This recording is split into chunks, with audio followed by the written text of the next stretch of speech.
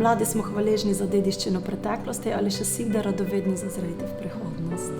Kak si kdaj ljubezni.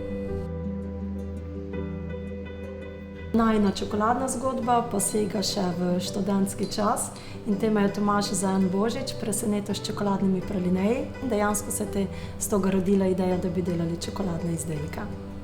Ker pa smo v osnovi kmetija, poskušamo hišne recepte povezovati s čokolado.